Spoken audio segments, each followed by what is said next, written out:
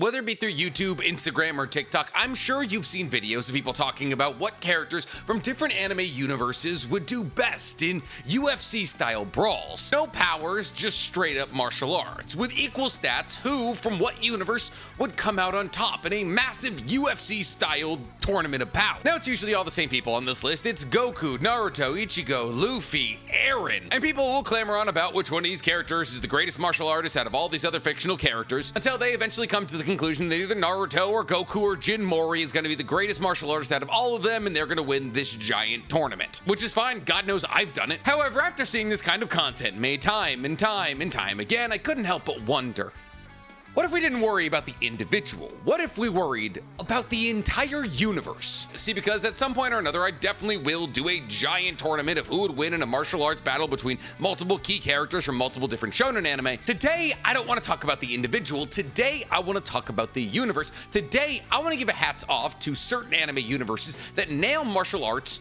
just better than others. Because when it really boils down to it, any individual coming out of any individual anime universe is gonna be weighed down or propped up by how good martial arts are done in their universe. So while you can say, oh, Goku would absolutely destroy Naruto in a fight, if you strip Chi, Chakra, Tailed Beast, and Super Saiyan transformations away from these two, and just give them some 4-ounce gloves and an octagon, who's coming out alive? And unfortunately, the answer to that question lies less with the individual and more with the universe they exist in. Because if we're assuming that Naruto and Goku are the same size here and have the same strength, same durability, same defense, and the only difference between them is their martial arts ability, ironically, they both come from universes that were once heavily dependent on hand-to-hand combat and then eventually got away from that. And now in the Naruto universe, with the release of the Boruto, taijutsu has once again become the most important kind of jutsu. But one could also make the argument that UI has once again made hand-to-hand combat very important for people like Goku. So which of these two characters is less constrained by the martial arts of their universe? And do either of these characters come from a universe that sits on top of anime in terms of the greatest representation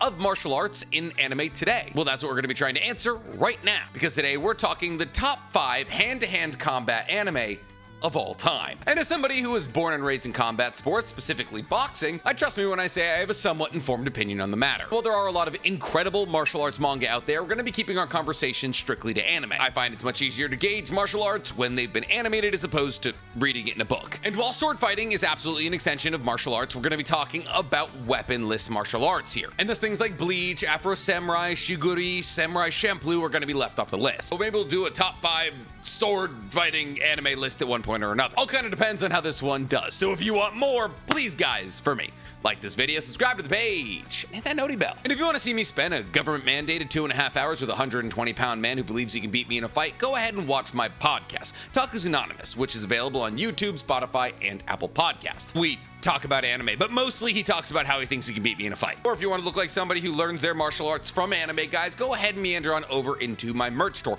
talkisanonymous.net, where you can pick up some of the greatest anime t-shirts, sweatshirts, and sticker packs known to man. But before we get into all that, guys, today I want to talk about one of our favorite recurring sponsors to the page, Opera. Opera thinks you deserve a better browser. And in order to help you achieve that, they've implemented some key features into their browser that set them apart from everybody else. Like the fact that Opera comes with a free VPN and ad blocker, which allows you to browse with enhanced privacy and block annoying ads. On top of this, they also offer an integrated browser AI called Aria, which is seamlessly integrated into Opera's sidebar. Not to mention that Opera makes getting your favorite music or podcast straight into your ears a whole lot easier, as they have a player function that allows you to access things like Spotify, Apple Music, and Tidal effortlessly. And on top of all that, Opera also has a messenger function, which brings all your favorite messenger apps together, like Facebook Messenger, WhatsApp, and Telegram, all together in one place. So when it comes down to it, Opera's faster, smarter, and more convenient than any of its competitors. And convenience is important because I know a lot of us, when we're browsing the internet, have way too many tabs open, which is where Opera's tab islands come into play. See, with tab islands, tabs can be rearranged into individual groups, or islands, which can either be collapsed or expanded. So in circumstances like mine, I have a tab island for research, a tab island for my emails, a tab island for my uploads. That allows me to easily organize my tabs and save space, all while allowing me to switch between work, emails, and free time effortlessly. And the AI doesn't end there, as Aria, Opera's new AI, not only has access to the internet and therefore can answer your questions in mere moments, but can also generate content based off your ideas in just a few clicks. And considering the fact that Aria was made in conjunction with OpenAI, the people who made ChatGPT,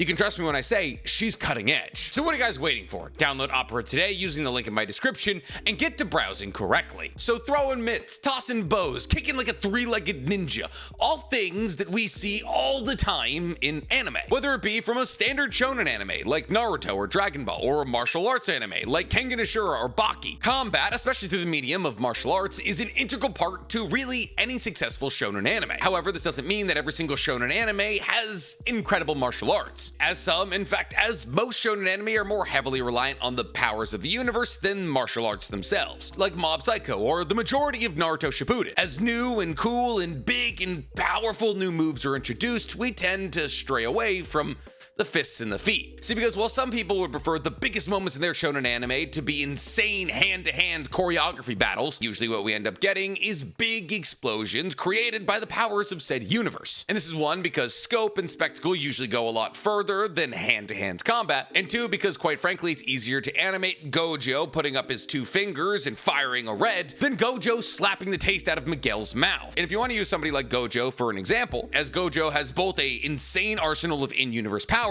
and the abilities to toss knuckles with the best of them, moments such as Gojo using his hollow purple on Toji and him slapping the taste out of Miguel's mouth are talked about in equal regard, but making one of those moments as memorable as the other is way easier, and that way easier moment is hollow purple. And thus usually as the universe gets more powerful, we use less and less hand-to-hand combat. But that's not always true. Some anime use hand-to-hand combat for the entirety of their run. Some anime's sole power system revolves around hand-to-hand combat. And thus those kind of anime absolutely have to be taken into consideration as some of the greatest martial arts we've ever seen in an animated form. But just because the universe decides to stray away from hand-to-hand combat doesn't mean that the martial arts that we saw in said universe isn't still great. And just because the martial arts shown in a universe aren't real doesn't mean they aren't impressive. Brings us pretty perfectly to our first honorable mention. See, when talking about hand-to-hand combat anime, I would be remiss to not include Fist of the North Star. Now, the majority of you under 25 probably haven't seen Fist of the North Star. In fact, I would argue that the majority of you over 25 also haven't seen Fist of the North Star. See, because Fist of the North Star was truly one of the first big shonen. In fact, Fist of the North Star was Dragon Ball before Dragon Ball was Dragon Ball. You know how many people tend to give OG Dragon Ball all the credit for the creation of shonen's popularity on a worldwide scale? Well, I actually tend to not. The Fist of the North Star came out in 1986. It was a grueling, gripping, heavily violent story revolving all around technically made-up martial arts. But Fist of the North Star was truly one of the first ever animated projects from Japan to gain massive popularity in places like America. Though not to the degree of Dragon Ball, but still. It cracked open the door so Dragon Ball could kick it wide open 3 years later. And as OG Dragon Ball was also a somewhat violent, gripping story about fake martial arts, I genuinely believe that Fist of the North Star paved the way for Dragon Ball to be as successful as it is. But when it comes down to the martial arts depicted in Fist of the North Star and Dragon Ball, unfortunately Fist of the North Star's martial arts are drastically less realistic. See, the primary form of martial arts depicted in Fist of the North Star is something known as Hokuto Shinken, as this is the martial arts technique used by the main character Kenshiro and his 3 adopted brothers. Now stop me if this sounds in any way familiar to something you may know. But Hokuto Shinken relies on the practitioner attacking one or many of 708 secret vital points throughout the body. And these 708 secret vital points throughout the human body all tie into a fictional system known as the Kairaki Hiko. Now, if that doesn't sound familiar to you, then congratulations, you haven't seen Naruto, as Hokuto Shinken is basically just Gentle Fist. Or I guess I should say Gentle Fist is basically just Hokuto Shinken, as Gentle Fist in Naruto relies on Byakugan users using their Byakugan to attack Tenketsu points all throughout the body to either amplify or shut down chakra pathways. And then this is also basically exactly how Hokuto Shinken works. See, by striking somebody's Hiko point, Kenshiro is able to destroy somebody's body from the inside out, or force their body to move in a way that Kenshiro wants it to. However, on top of this, there are also beneficial Hiko points. And thus by striking these Hiko points, Kenshiro can either heal sicknesses or heal wounds. And the scope of this is not to be limited by your imagination. Kenshiro, through the application of pressure into certain Hiko points, can give sight back to blind people. And once again, stop me if this sounds familiar, but users of Hokuto Shinken can also unlock their Hiko points in order to gain access to 100% of their strength, while your average non-practitioner of Hokuto Shinken can only access 30%. It's the 8 gauge. decades. Now, obviously, Fist of the North Star weren't the first people to think of attacking pressure points. In fact, the idea of a network of chakra points or pressure points all throughout your body has existed in China and Japan for thousands of years. And in fact, many different Asian cultures have different ideas of what that chakra, chi, or pressure point network looks like. And thus, by identifying on the body where these chakra, chi, or pressure points exist, there has been both curative and destructive means centered around said map. As things like Chinese acupuncture are supposed to be curative, while things like Kyoshu Jitsu are real-life applications of martial arts centered around attacking somebody's pressure points to either knock them out immediately or put them in insane amounts of pain. In fact, the attacking of pressure points is integral in many different kinds of martial arts, the most notable being karate. And thus, it's not like Naruto or Fist of the North Star made these concepts up. And in Fist of the North Star, Hakuto Shinken isn't the only form of martial arts. In fact, there's a direct counter to Hakuto Shinken known as Nanto Saiken. See, while Hakuto Shinken focuses on using Hiko points to destroy the body from the inside, Nanto Saiken focuses on slashing attacks made with the hands to destroy the body from the outside. Now, while Nanto Saiken is also a made-up martial arts, slashing attacks, whether they be with your hands, your elbows, or through your kicks, have been an integral part of martial arts for as long as martial arts have existed. However, the most prevalent martial arts that still uses slashing attacks at a high level is Muay Thai. And in fact, pretty much any Filipino martial arts you come across is going to be very heavy on slashing attacks. Now, this is because Arnis, also known as Kali, is the national martial arts of the Philippines, which is why in Call of Duty, those Kali sticks that everybody runs around with and smacks the living hell out of people with exist in the first place. Those sticks are Kali sticks, and they, knives, and even open hands are meant to be used in the usage of the martial art Kali. So yeah, you don't make a top 5 martial arts anime without including Fist of the North Star. Now, my second honorable mention is Kenichi the Strongest Disciple. I haven't seen or read this, but I know somebody will scream it from the rafters if I do not mention its name. And I know, I need to see it. But let's get out of the honorable mentions and get into the list itself, because coming in at number 5, we have Baki. Now, I can already hear what you're all screaming. Nick, how is Baki the premier martial arts anime currently airing at number 5? Because it's lost the plot. You know it's lost the plot. I know it's lost the plot. We all know it's lost the plot. I mean, almost the entirety of the last season of Baki was just Baki pretending to be dinosaurs. But that doesn't mean there isn't some incredible martial arts all throughout Baki. Martial artists in Baki are pretty much exclusively split between karate and kung fu, which makes sense because the majority of Baki is split between either China or Japan, and Kung Fu is Chinese and karate is Japanese. And while there are a lot of moments from both these Kung Fu and karate practitioners that are both reasonable and really cool, unfortunately at the highest level, both these Kung Fu and karate practitioners are doing things that are not only not possible, but also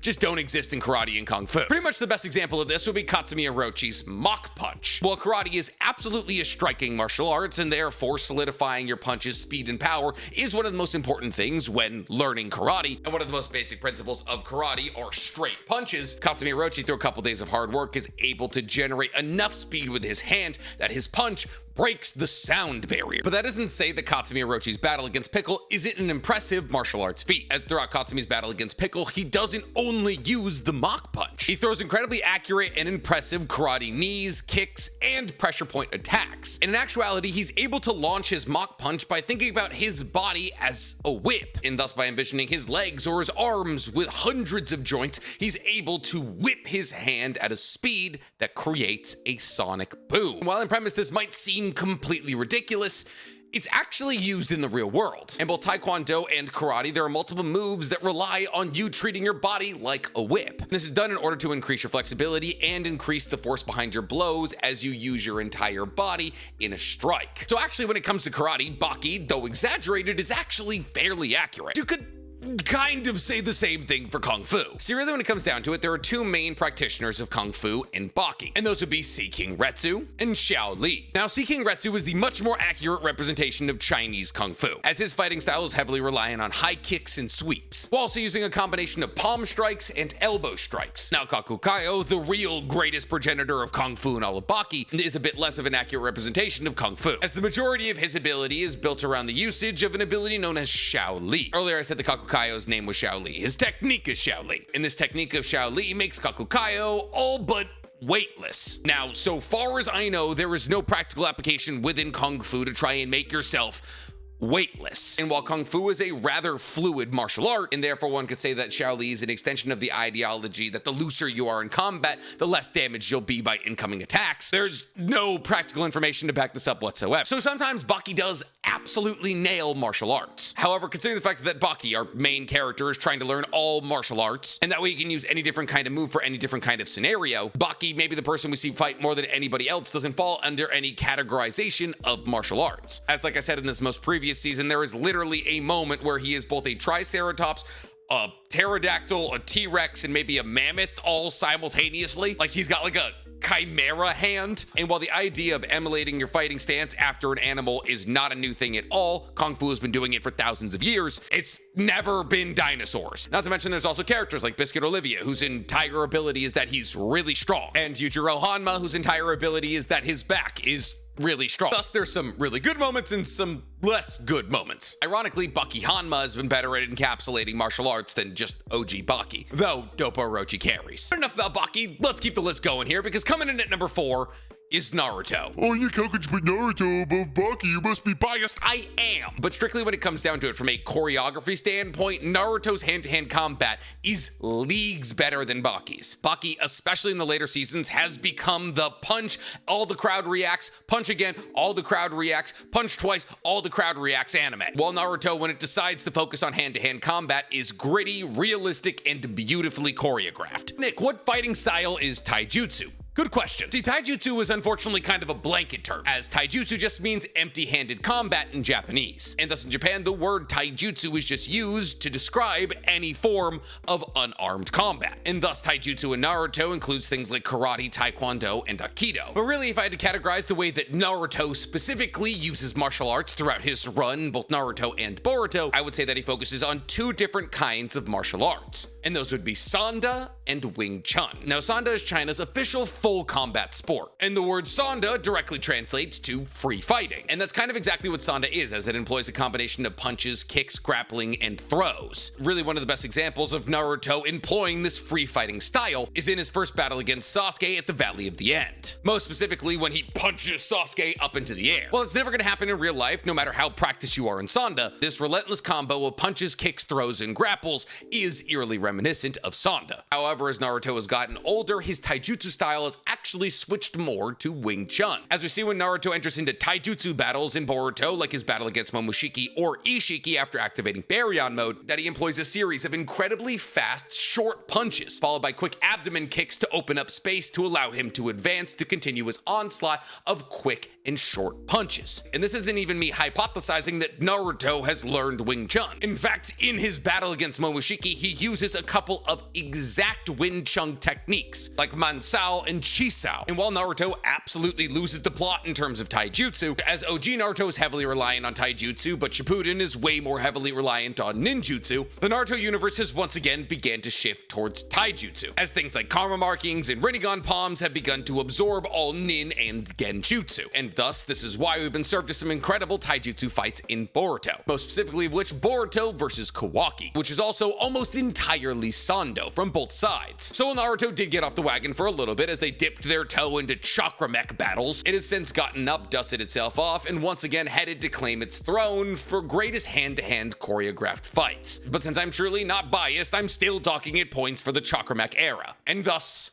it gets 4, putting it 1 spot below our number 3 spot, because coming in at number 3, we have Dragon Ball. Yeah, that's the real sign of no bias. I just put Dragon Ball above Naruto. However, Dragon Ball does suffer from the same ailments that Naruto does. See, OG Dragon Ball, the Dragon Ball that the majority of you probably haven't watched because it's a bit more boring than all the other ones, started off just like Fist of the North Star. It was a martial arts anime. And while there was a couple of people in the universe that had special crazy powers, they were rare and even more rarely used. And thus, through almost the entirety of OG Dragon Ball, all that Krillin and Goku had to rely on was their strength and their martial arts. Now, obviously, that changes. As with the advent of Dragon Ball Z, Goku gets things like his Super Saiyan modes, the Kamehameha gets way stronger, he gets a Spirit Bomb, he can fire off Ki Blasts. But really, when it comes down to it, whether it be Dragon Ball Z, GT, or Super, the most important blows, the deciding blows of any battle, happen with somebody's fists or feet. Well, it's not always true. Goku definitely has wiped a couple people off the map with his Kamehameha. Looking at you, Caulifla. And thus, just like Naruto, Dragon Ball has lost the plot a little bit over time. However, also, just like with Naruto, Dragon Ball, with the introduction of things like Ultra Ego and Ultra Instinct, has begun to focus less on the ki blasts and more on the fists. But ki blasts of any sort will always be integral to Dragon Ball's fights. Now, Goku, by my observation, uses a combination of American kickboxing and Kung Fu/karate. Karate is an offshoot of Kung Fu, but it is different. Now, the reason I'm including karate is because Goku's outfit is actually based off of karate gi. And whenever Goku opens a fight, he opens with a Kung Fu/karate stance, where he turns his side to his opponent, places a leg forward, bends it at 90 degrees, and places his arm parallel with said leg. Now, the reason that I say Goku appears to be using American kickboxing is because the majority of his fighting is done very straight up and down, focusing on straight punches and high kicks. However, because he does sometimes use chops and/or palm strikes, that's where the Kung Fu comes in. And when it comes to pure martial arts ability, Goku is very high up on the list, as Kung Fu and American kickboxing are very different from each other. However, he's able to use both of these styles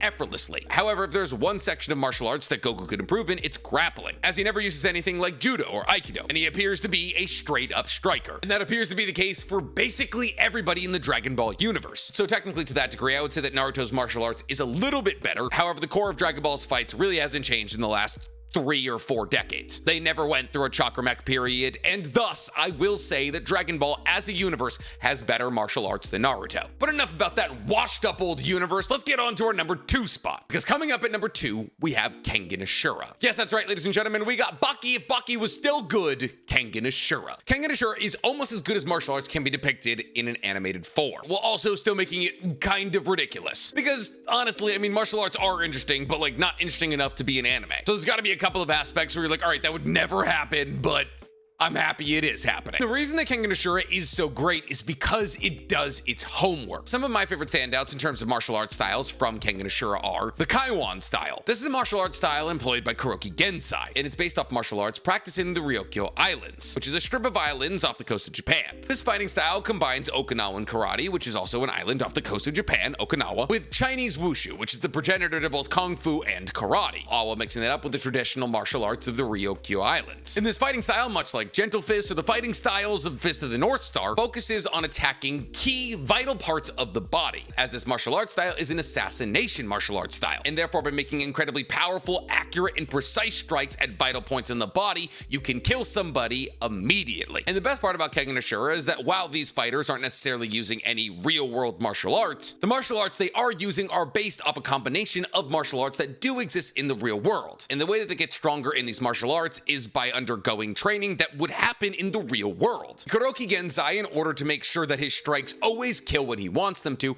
has to strengthen his hands. But more importantly, strengthen the stabs of his hands. And thus, in order to accomplish that, Kuroki stabs numerous hard objects like sandbags, brick walls, and bamboo. And while I can't necessarily speak to whether or not people in the real world would try to sharpen their hands by stabbing hard objects, punching hard objects and kicking hard objects is absolutely a way to increase bone density in key areas to make your hands or your legs harder. Another one of my favorite fighting styles introduced through Kengan Ashura is the Kujin style, which was utilized by Kaneda Tsukichi. Now, Kujin style is a practical martial arts. It's less arts and more martial. That is to say that Kujin style was created on the battlefield, and thus Kujin style revolves around trying to end a fight as fast as possible, specifically by moving in a way that gets your opponent off guard, allowing you to slam them on the ground. And this kind of thing is actually incredibly accurate to what your modern day soldier would be taught in terms of martial arts, as American soldiers are taught a form of martial arts referred to as gun jutsu that focuses on creating distance from an opponent so you can get back to your sidearm and fire. And while things like Oma's ability to supercharge his heart to make him faster and stronger and kind of purple don't exist, and the Kure clan's removal technique falls into the same categorization, Kengan Ashura does a fantastic job of encapsulating almost every different kind of martial art. There is sumo, professional wrestling, hockey fighting, grappling, kung fu, aikido, all from characters who follow the rules of set martial arts very well and are good at them for reasons that make sense. Genuinely, I think from a sheer martial arts perspective, Kengan Ashura is maybe the best martial arts anime of all time. So then, Nick, why is it not number 1 on the list? Well, because to me at least, you'd be absolutely insane to put anything other than God of High School at number 1. But Nick, if you just said that Kengan Ashura is probably the greatest straight up martial arts anime of all time, how is God of High School higher? Well, quite frankly, the choreography's better. Listen, Kengan Ashura is one of the most impressive uses of CGI I've ever seen in an anime, point blank, period. And the fluidity of that CGI complements how impressive the choreography of the show truly is. But God of High School was kind of a mess as an anime, as they tried to squeeze way too much of the manga into 12 episodes of an anime. But the reason that God of High School is still talked about to this day, even though there's no second season in sight, is because when it comes down to it, on a sheer fight choreography standpoint, almost nothing touches God of High School. Maybe Fate Babylonia. And God of High School does all the things that Kengan Ashura does, just a little bit less accurately, as the fighters in the God of High School tournament also cover a myriad of differing martial arts. Like Mission, who's a professional wrestler and absolutely fights like one. See Mission while doing some of your standard professional fighter moves, like throwing her opponent into the ropes or jumping off the ropes to try and land on her opponent, also mixes in some actual judo and grappling into her battle, which puts the wrestling in professional wrestling in a very impressive way. Not to mention that outside of the incredibly cool, complicated, and intricate choreography, that God of High School also has some fighters who use non-traditional fighting styles, like how Gogam-do uses Tai Chi. See, Tai Chi, while it is technically a martial arts, is usually used in the real world for healing and exercise, and therefore you very rarely see Tai Chi used as an actual offensive martial art ability. However, what God of High School did so impressively is that they showed that Tai Chi can not only be used for healing and self-defense, but also offensively and well. And if you came into combat against an experienced Tai Chi practitioner, they might actually be able to take you out with it. But considering how little tape there is about Tai Chi being used offensively,